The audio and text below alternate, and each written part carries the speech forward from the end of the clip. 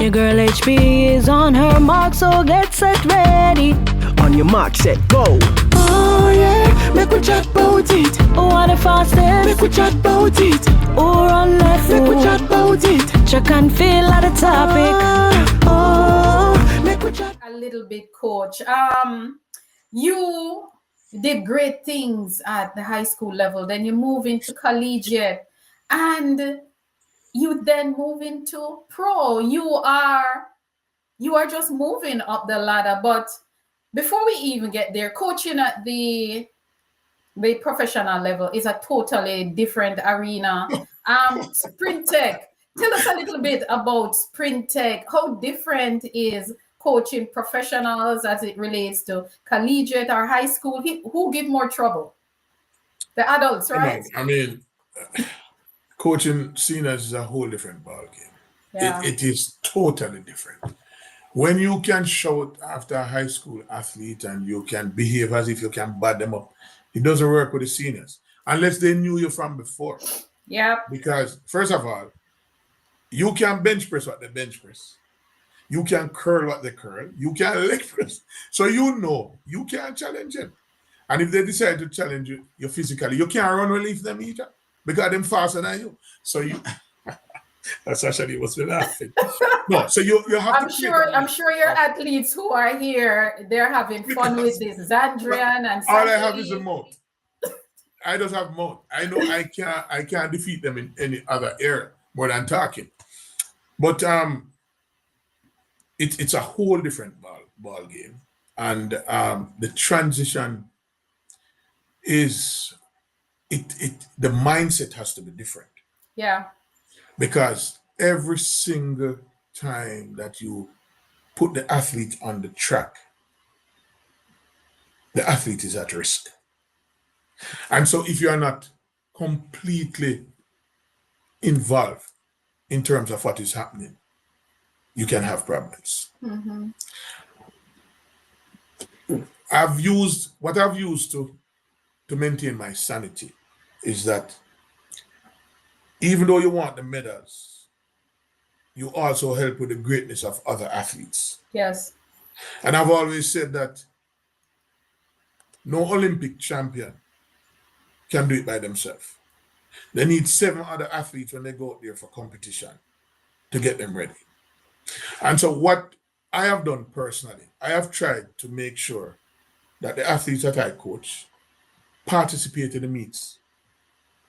So if a Shelley and Fraser Price comes to a track meet, even though she may be quicker than some of these athletes, she get the competition that she needs.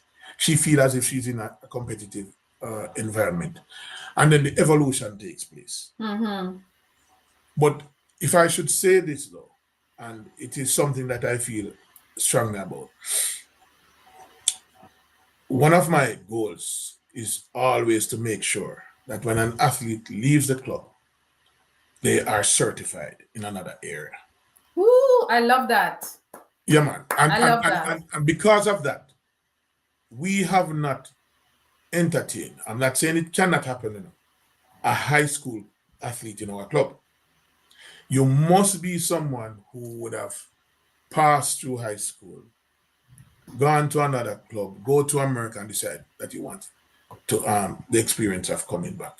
So if you look at the persons who are there, they have all passed through college or they have gone somewhere else and then come to. So coach, suppose I'm in my community and I'm a part of a community police club and I realize that I can run fast. Can I just call you up and what are the requirements? How people get into your system? Because I am at a club and I can run fast, coach. I want to come to Sprint Tech. How does that work? No, this is one of the questions that I need some help on, because the truth be told, we must understand that maybe about 2% of athletes will make it at the elite level. So you must have some amount of talent, some amount of dedication, and sometimes some amount of finance, because it is very, very expensive. I know. For the athletes to get to high-level competition. And a lot of times, persons criticize them and they think they have money and they don't understand the duress that these athletes undergo. Some of these athletes, they don't earn until 6 months' time when they, if they are on contract. Some are not on contract. Yeah. But they are extremely talented and they believe in themselves. And so they need support to keep them going. Coaching at the elite level it's very, very difficult. It takes up a lot of your time. And as I said earlier, every single time that an athlete touches the track, the possibility exists that something can happen. And so you have to be well prepared. When you think about those athletes who have been competing all season, it is now September, almost, and they must be ready for another major meet. Some have competed at the Diamond League just a day ago, and they must get competitive in the next 2.5 weeks to run at the highest level. And if they don't perform, they are beaten. They are dragged through the course. Yeah. And I do understand that they are show persons. That's a term I would use, because people pay to watch them to get the excitement and so on. But they are also human beings. I've always said it. And so what you say about them, how you treat them, yes, especially when they're not doing as well as they would want to do, makes a huge difference. So I've always observed these kind of things, and I've always said to myself, I feel if an athlete leaves the club and they don't have a certification. So I would say presently, in terms of club departures and those who are there, we're looking at about 90% or 95%. In terms of someone, whether you're a teacher, you did the 4-year bachelor's degree, or you would have completed a sports massage course, diploma, or a coaching course, diploma, that sort of thing. And those are the things that really keep me energized. I like that. I love that, because you see, I have tried to tell my peers that we cannot sit behind our phone or a television screen or in the stands and beat the athletes where if they did not perform up to our standard or their standard, because they're navigating life just like us. Everything that is going on in life, they too have to navigate it. And we just have to be a little bit more patient. It is okay to have a comment, but comment in such a way that you encourage instead of discourage. So, and the criticisms cannot be personal.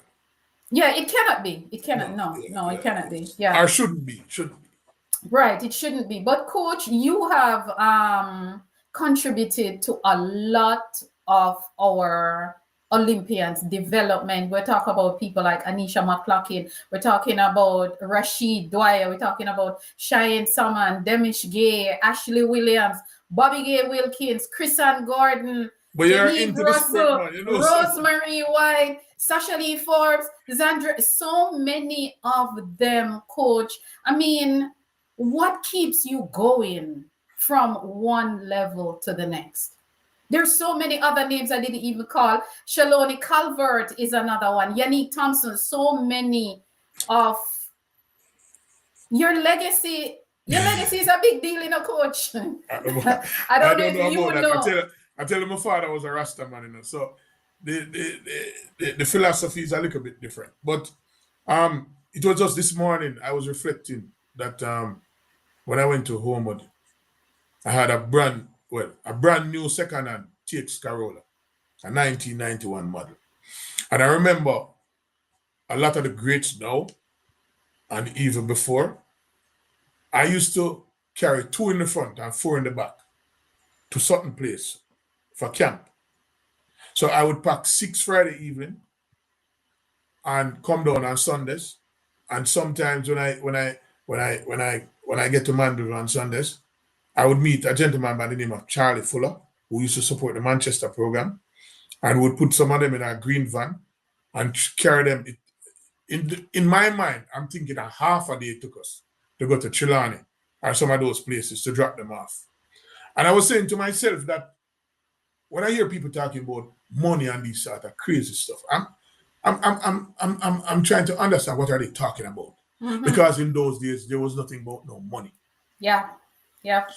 between 19, well, I won't go all the way to 1990, but I'm gonna say that when we actually started this revolution with the camp setting with Veronica Campbell,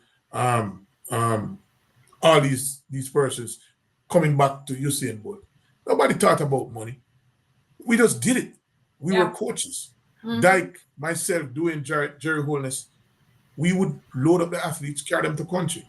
And we were discriminated. Have you ever heard about a man named Foggy Barrows?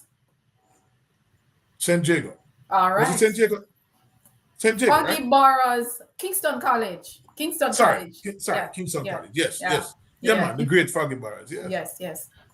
Charlie Fuller, Pat Anderson, they just gave to the sport. So I came up in that era, and we just did things for youngsters.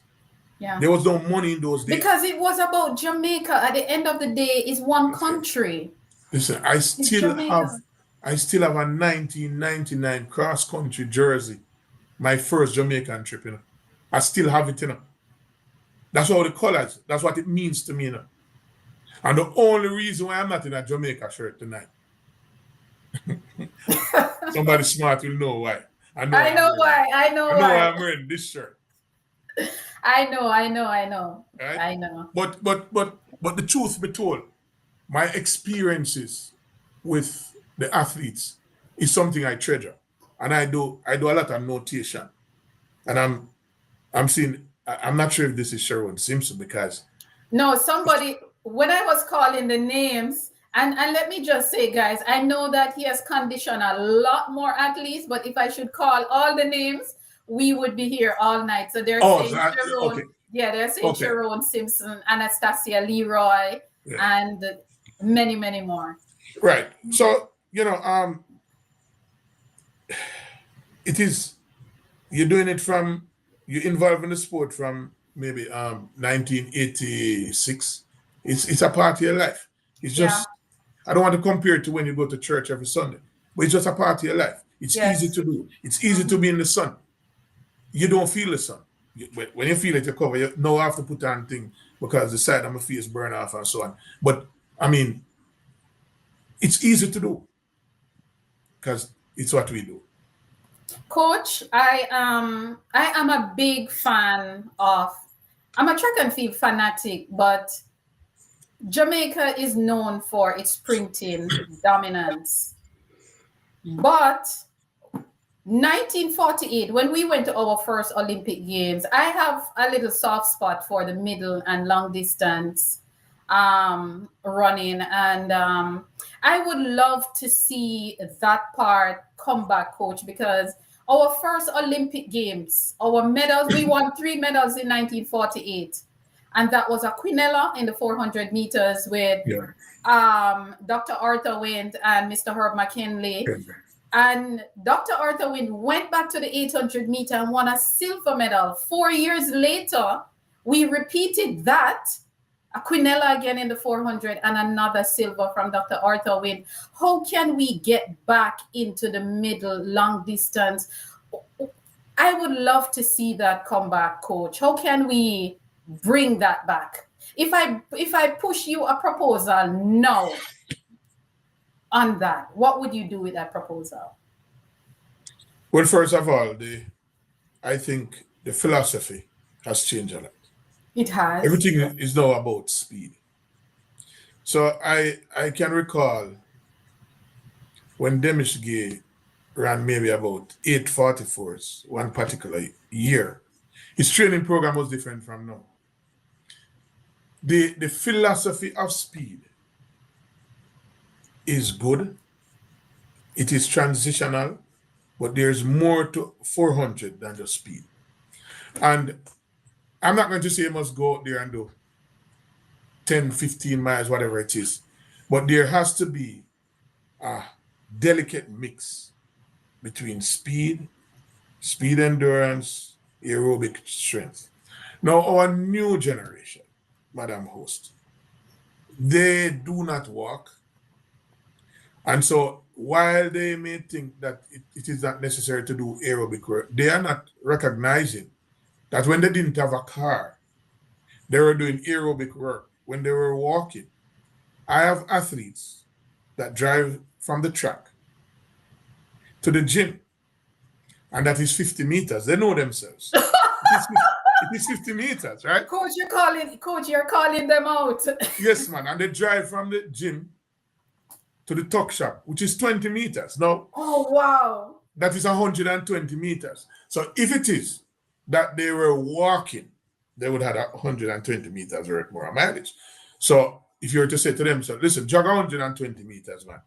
They said, coach, why do I need to do that mileage? But you see, they would do it normally if they were walking. So similarly, I will say to some of them, I say, you know, if you're walking from Spanish Town to GC faster, you'd be faster. Makes sense.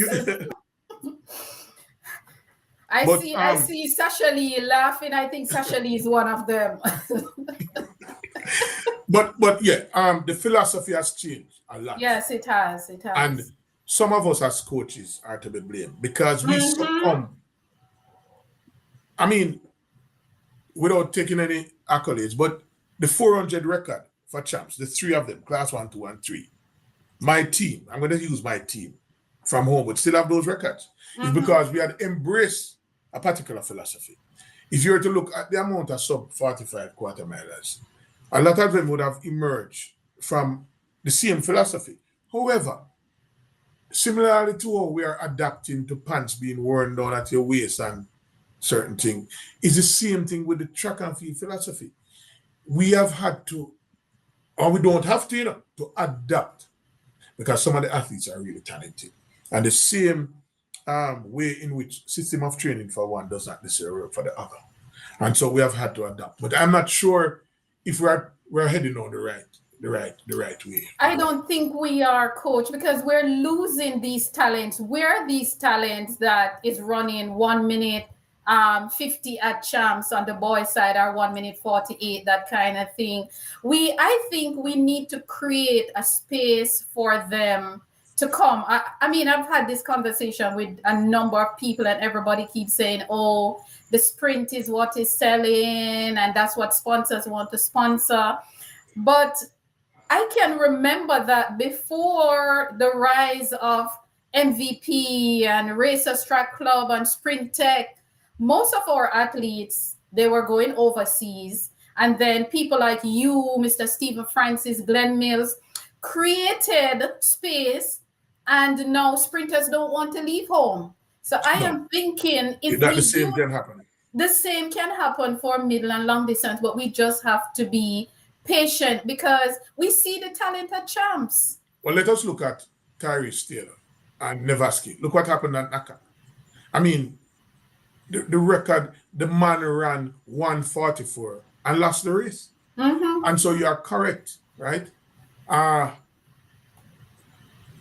We need to start somewhere. I had a young man who, Denny Kluke, he wasn't from Jamaica, but he ran 146. Yeah. And I thought I was onto something, but he's now pursuing the 400-meter hurdles, and he ran. And why is that, coach? Why is that? Why is that? I cannot speak to that because he's no longer at the club. But I think it's a marketability of the event. Yes. Yeah. Right? Because I'm one of those persons that I love the middle and long distances. I've always done well at the high school level. And every time I'm able to get someone that is disciplined enough to train, they run faster than 148 under our system of training, meaning myself and my team, Jeremy Hamilton, Sean Samuels, and so on. And so it is possible. And I think I must admit that I think the J3 is supporting carrying these people to meets, because in the earlier days it wasn't like that. And so the opportunities are there. It's just to get persons with a mindset to take it on. Yeah, I would love for us to start, if it's even to start with one athlete, because sometimes you just need to start with one, and that will be the pull for others, because we have the talent. I mean, look at field events. Field events is growing. It is growing.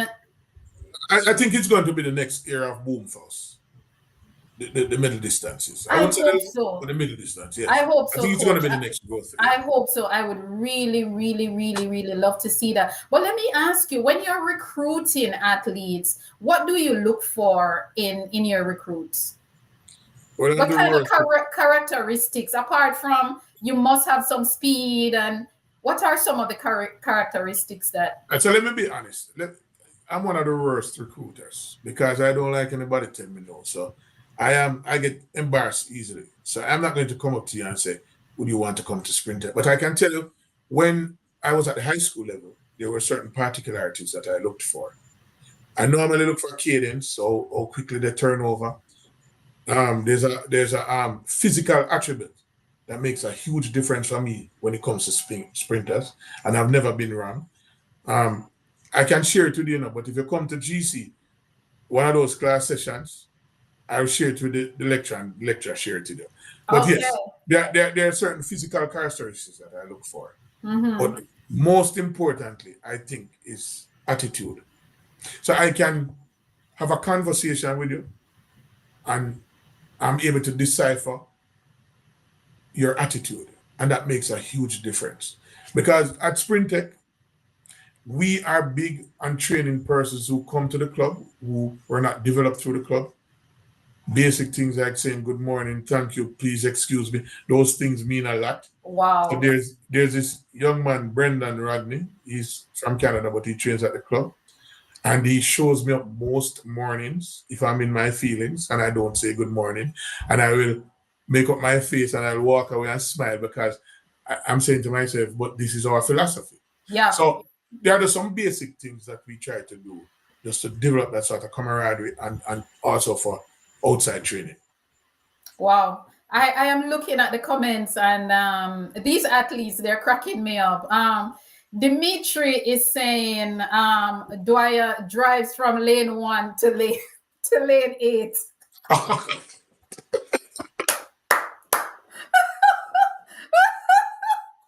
and that is a fact. I've been doing this to Rashid. It's not my Rashid Dwyer he's talking. And I'm going to tell a private story about Rashid. I was told, because Rashid is said to be the laziest fast athlete we ever know. I was told that Rashid Big up to Camper Down. had some laundry was done for him, and it was on the line. And when Rashid walked down the line, instead of taking off all the clothes, he would take up a shirt and go back to his room. And when he needed a pants, he'd go back there and take up a pants and go back to his room. He'd take up a marina and go back to his room. Because he would not spend the time to just take up all the clothes. That's how lazy Rashid was. Wow. And but someone said it was conserving his energy for the big sprints. I love this. I you know, our athletes, I mean, seeing them run on the track is one thing, but hearing these stories about them is, you know, it is refreshing. This is the kind of things that I like. But I want to take you back to Champs a little bit before we get into second section.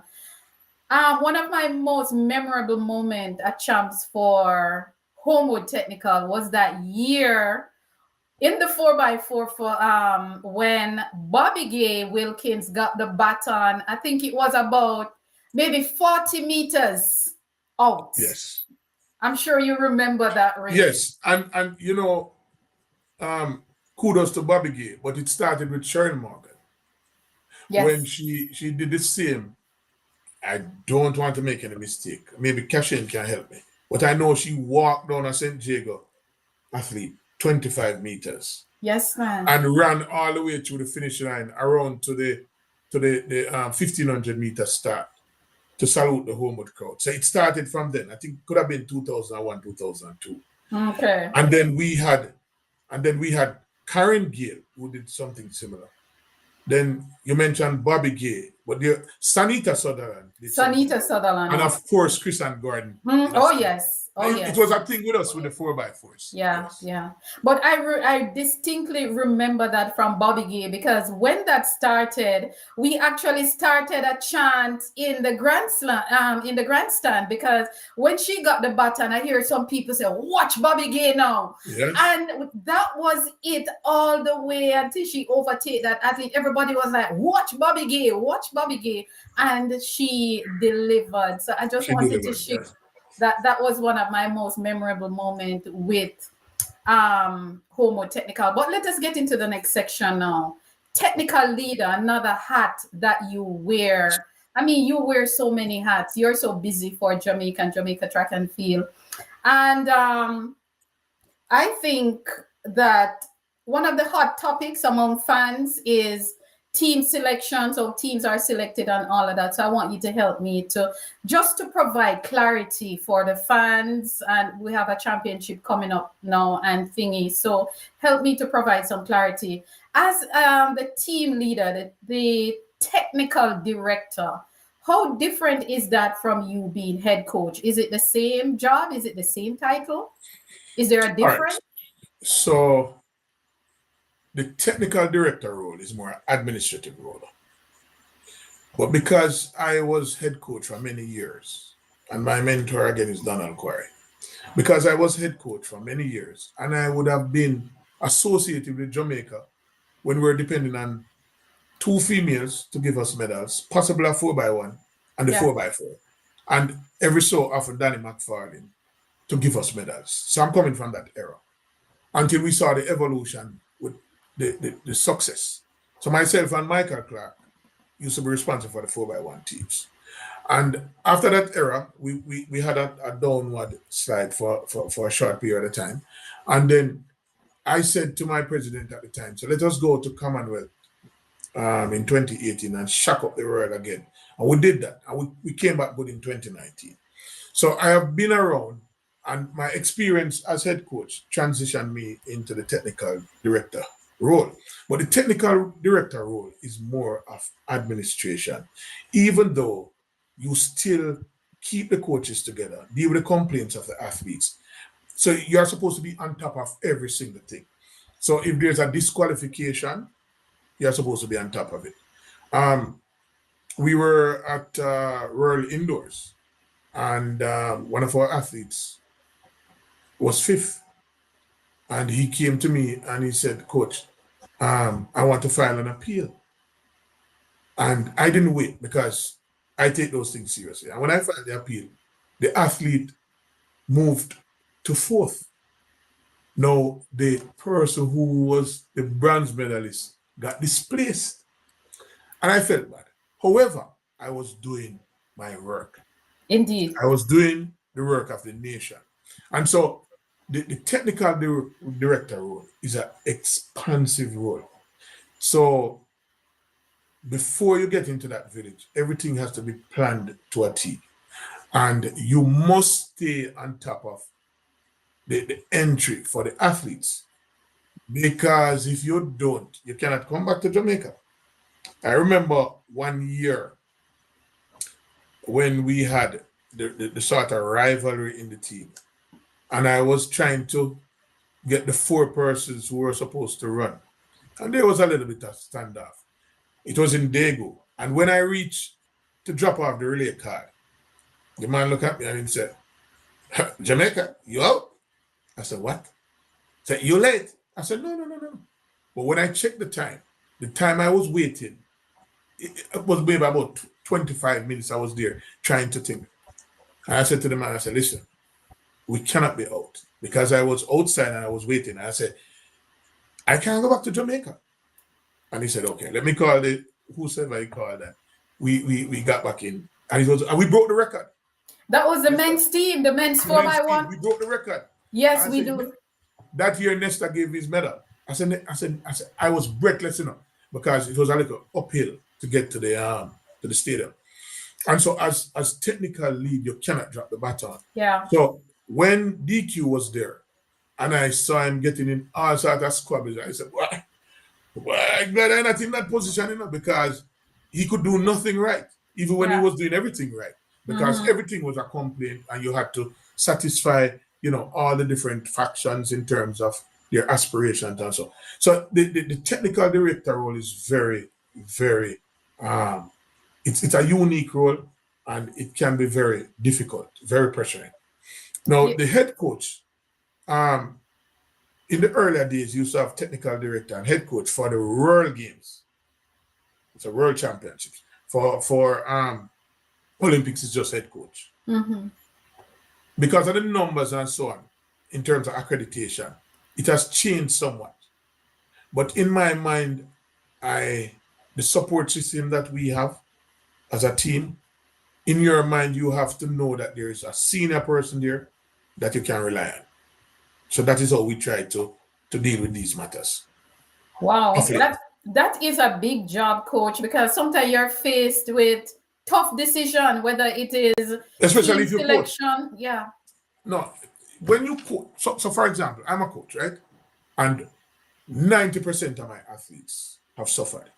In 2015, Rashid Dwyer was the second fastest Jamaican in the 200 meters. I don't know how he went to champs, national champs. I ran fourth. He did not run, but then he ran, I think he went to NACA and broke the record. And so I think he got a buy that year that they gave buys. But I could make that decision because I was the head coach at the time. And he ran the heats of the 4x1. They wanted him to run on the 4x1, and he didn't run. But coach, if the rule says he gets a bye, then there should be no argument. No, I think we had one wild card that year because both would have run. Oh, okay, yeah, Right. yeah. So no decision could have. I'm just emphasizing how well he was running. Okay, yeah. And we still entered the persons who defeated him at the trials. Come back in Tokyo, 2021, I think it was. He was the only sprint athlete in the finals. He ran 20.0 and 20.1. And he was not selected for the 4x1. I was the head coach. And even when I had the discussions, the coaches came up with a system why he shouldn't run and why it never happened. I've suffered the same thing with Lance Spence. Numerous years. I can remember one year he was national champion and he did a time trial. He didn't run. So it puts me in a very bad position. Another year with Natasha MAURICE, when I was coaching her, could have been 2016 or 2017. Everybody, she ran a splendid lap and she was replaced. I personally didn't think she was to be replaced because I left it alone. And that's what I'm going to ask you as it relates to some of those rules. How is the team? All right, let me read a rule here. Rule number 1 says athletes who compete in the 100 and the 400 meters are automatically in the relay pool. That rule is clear. It says the top 4 is automatically in the relay pool. Right. In the relay pool, right. Now, if you have 3 people who, 1, 2, 3 at the trials, and they got the qualifying mark, the number 4 person did not get the qualifying mark, but has been doing well on the circuit. Who do we carry as an alternate? Look here. I see where you're going with the conversation, but let me just share something with you. Yeah. You see, we have to decide what is practice and what is policy. Yes. And we cannot, in good faith, be convenient with how we deal with these things, right? I agree. In 2021, 2022, 2023, Brianna Williams was 4th at national trials. But she became the alternate in Tokyo, in Oregon, and in Budapest. Sasha Lee Forbes was 4th. She became the alternate in Paris. Julian Ford, if my memory, was 4th again. He was the alternate in Tokyo. Jelani Walker Ford, Akeem Blake, Brian Level was fourth. He became the alternating person. So it has been a practice. Now, if it is that it is to be changed, it is left to the selectors to be changed. When it comes to the athletes I coach, and they can tell you, run top 3. Because I'm not fighting no battlefield. They know that. And it is amazing because you'd have to know. So you can ask any one of them because it now becomes almost kind of tussle if you're not in the top 3. I am not prepared to fight those wars. So when it comes to relay, when it comes to individual event, you run top 3. Right, exactly. If you're not in the top 3, you're out. That is clear. That is clear. Now, the practice is that the fourth person, once they have the qualifying, is the alternate. So if you want to think about the 100, the fourth person with the Jodine Williams and Raheem Ford, those are the alternate. So my understanding of the rule and the clarification of the rule and the consistency of the rule, that is how it is done. Right? For the relays, it's top 4. It's top 4, right. I read that. No, we this year, because of all that has happened, I did some submissions to the J3 and I said, look here, look at the top 3 and then you can decide. But it has not been gazetted in law. So you look at the top 4 and you leave it to the coaches to see who's the next best person based on handling of the baton, consistency of form, because I think some athletes will have suffered a disadvantage because of how late the meet is. Some athletes are not able to get into meets. I mean, and so we have to look at all of these factors in deciding a team. Now, we know how we are as Jamaicans. We go with our stars. But coach, we have to go with the rules, the policies. No. You are saying that because you are a purist. But remember, in 2018, the great Chilean Fraser Price was 3rd. Veronica was out of the runnings, but Veronica was running faster. Wasn't Shelly on 2nd? I think Shelly on 2nd or 3rd. Or Shelly on 1. I think she was 3rd. I think she was 3rd. Or was it Shelly on 1, Kara on 2nd, Sharon 3rd, Veronica 4th? I know those were the top 4. Something right. Like that. I can't remember. And Veronica was definitely out. Right. But she was running faster. And the J3 stuck to their rule.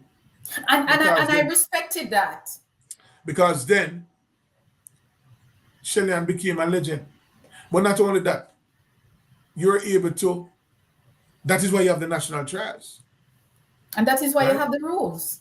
Now, if you're like me, and I go for, and I had a serious clash with one of my athletes the other day. I love to see the fastest people, the longest jumpers, the highest jumpers, persons who can throw the furthest. I love to see them out there competing. But the rules are the rules. Yeah. Now, life can be easier for the coaches if the J3s just come out, if there's a tight situation and say, guess what? These are the rules of engagement. They are there in written script, but you may not be aware, but these are the rules. So when the general public know the rules, they don't think that the rules are being manipulated, because that is going to be the first thing that comes to their mind. Amen. Because we are from the Anansi culture. So every man, when it comes to certain things, they're going to do a little thing here, do a little thing here. Yeah. That is how we think. Yeah. So what needs to happen is for the rules to be out there. And that is why I put it on my website and I try to share information. And that was why I brought you here tonight to explain all of this. So when we see certain things are happening, there is no conflict. We're not confused. Let me just make it simple. Top 3 in individual events. We have not changed someone from the top 3 for the longest unless their coaches state that they are not ready to run. Since Sydney. For the relays, top 4, and you choose anybody else that you think is good for the team. All right. And my next question is, Coach, I understand that the top 3, well, when I went on the J3 site a day ago, it says top 4 automatically in the relay pool. The remaining members are based on selection by the selection committee. But my thing is, what are the criteria now that we use to select the remaining members? All right. Is there any criteria to the... All right. So let me share this with you, because sometimes I don't think we're not transparent enough. Yes. Because we hold back stuff and we absorb the punches. Now, after recognizing that we had only qualified for 2 or 3 relays, I came out and I said, boy, you know, as president, get to Jamaica, we have to meet and look at this, because we have to get back to where we were. So a group of us, myself, Paul Francis, the president, Stephen Francis, a couple of us, Glenn Mills, we got involved in the conversation. We invited a number of major players. Some made it very clear that they were not interested.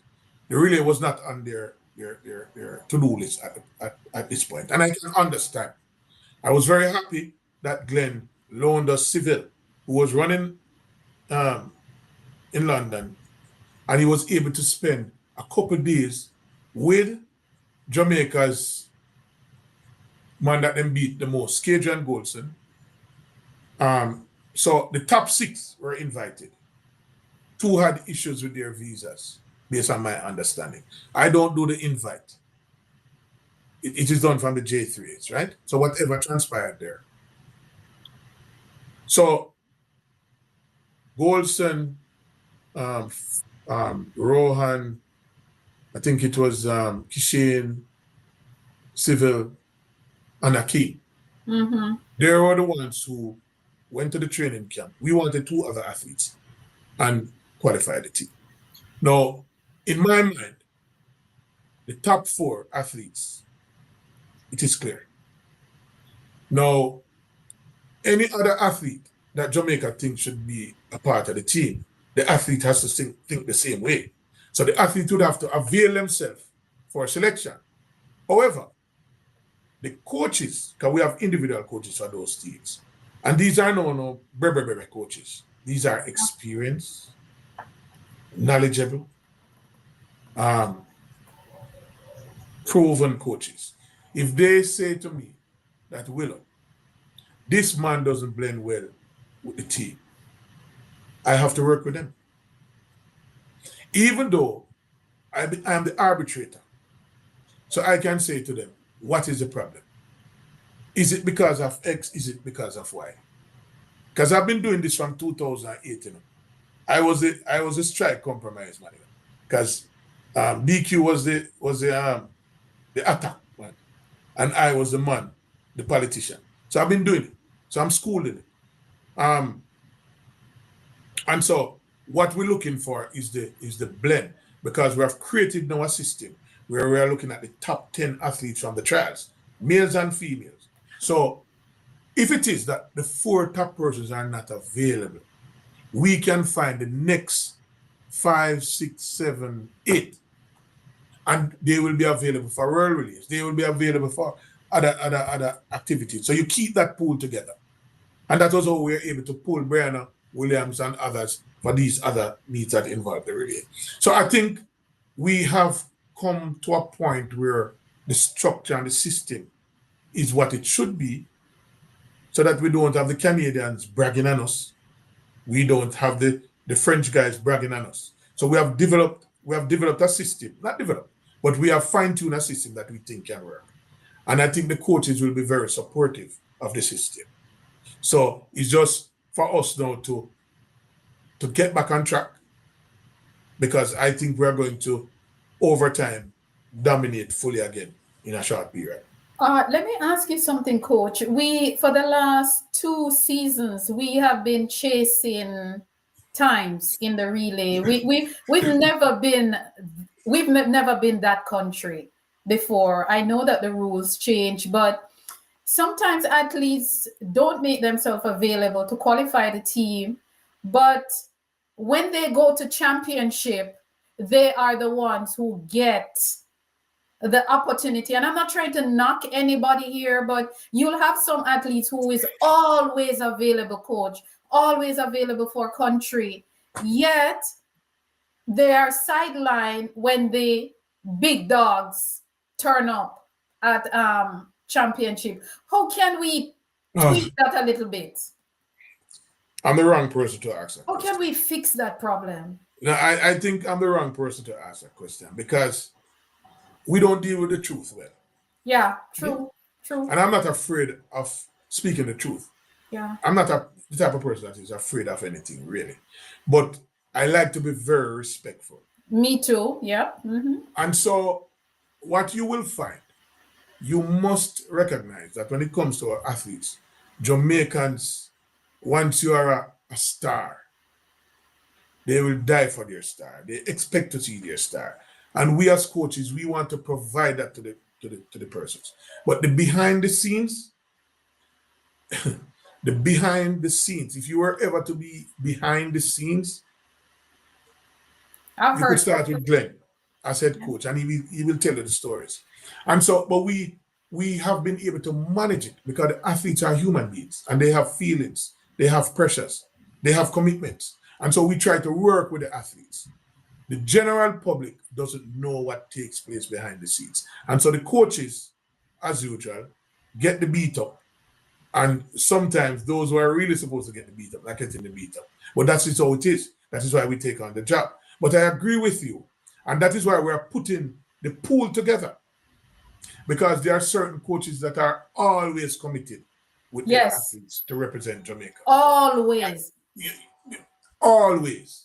And there are some who the commitment is not necessarily there because they have other commitments. Now, my take on it is, if you decide that you have other commitments, when the time comes, if the people who qualify the team and so on, allow the coaches to do their selection.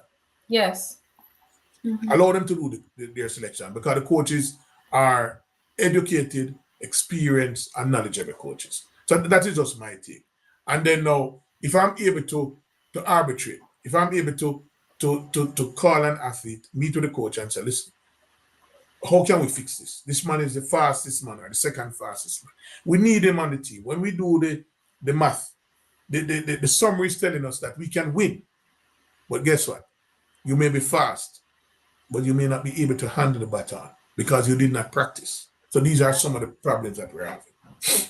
Yeah. If an athlete on the team, but they did not compete in the 100 meters, or they competed, but they fall short, whether got injured or anything like that, in the 100 or the 400, is that athlete eligible for relay selection? Yes. Once a medical exemption was given, they are eligible for relay selection. And the selection committee can look at the athletes' past performance during the year and current performances and decide that this athlete can add value to the team.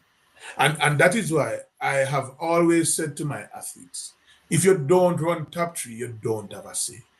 Right? I tell them, you're an alternate. Yeah. You don't. So all of them know. You'll never hear that the athletes that I coach quarrel about a relay because they know that if they are not in top 3, they're an alternate. Even if they run 4, they're alternate. That is what I tell them. You just spoke about medical exemption. What exactly is the medical exemption? Who is entitled to it? What window do you have to apply for one before the trials? If you are in the top 2, I want to be I don't want to make any mistake. Because the brain not so sharp as if you are in the top 3 in the world for their event, they can qualify for a medical exemption, but it must be done before you actually run the competition, and the doctor, the Jamaican doctor that is there at the meet, at the national trials, must meet to decide that you warrant a medical exemption. Once you have achieved that medical exemption, you are now a bona fide athlete. I use the term bona fide because you can take a position from the third person depending on your current form.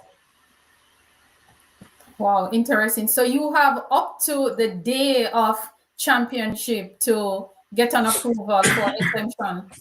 Yes, yes. Okay. Wow, wow. When there's no trials, how do we select a team? Like for how do I'm sorry.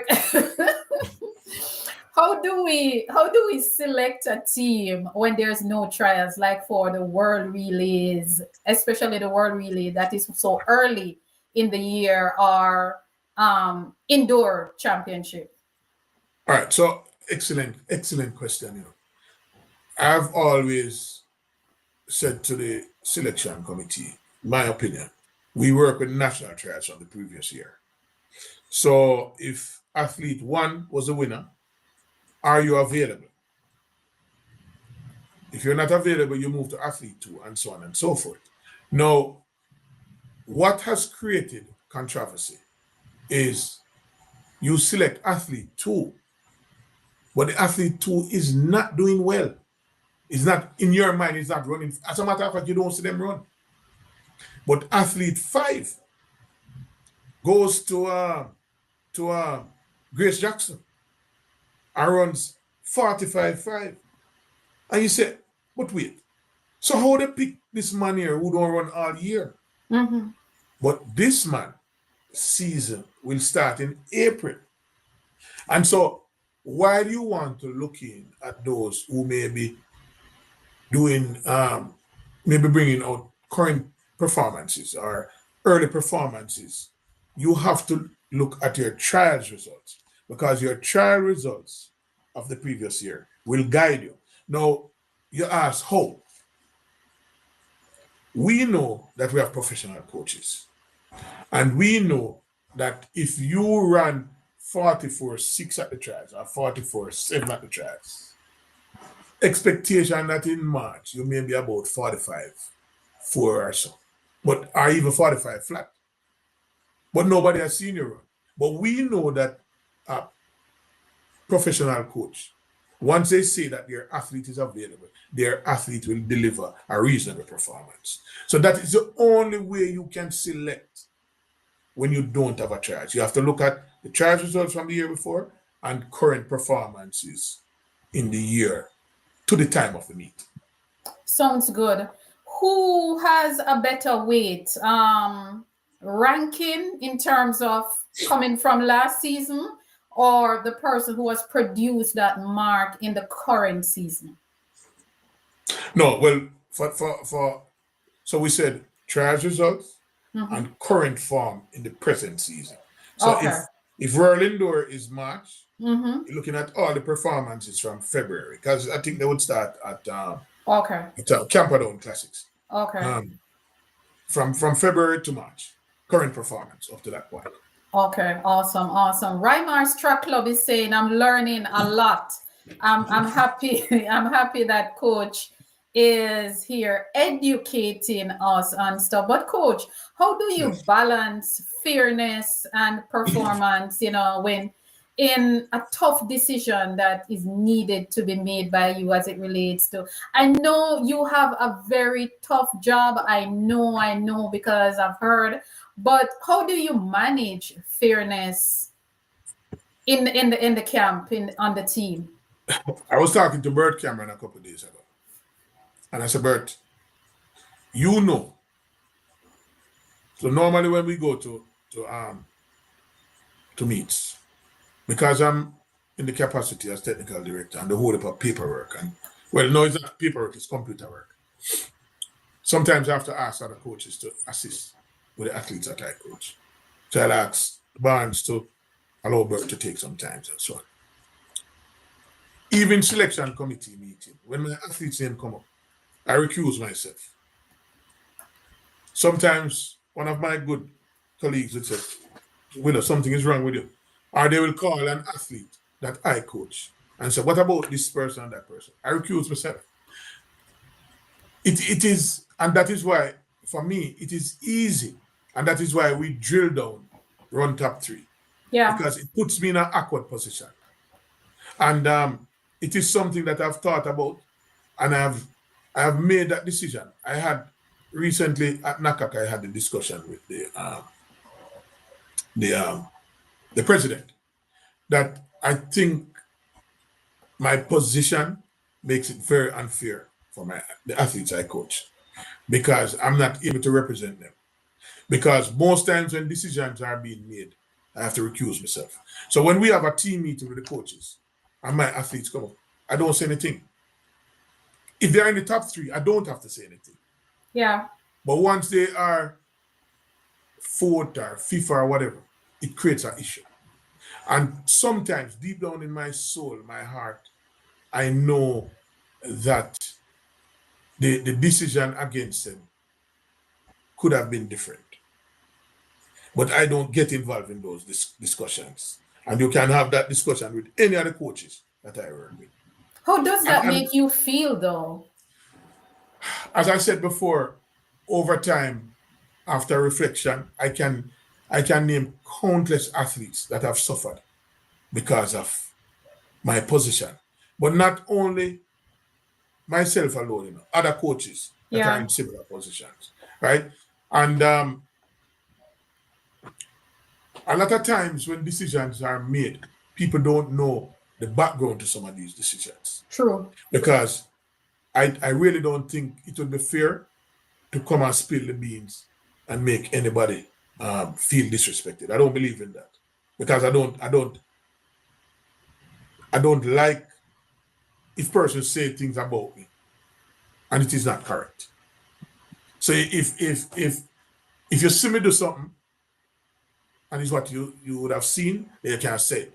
But for you to judge and make certain pronouns, I can't deal with those things. So I try not to do it with other persons. But the behind the scenes are unreal. I can imagine. I can imagine. I'll have to sit down with you one day off air and. No man, you can do it anytime.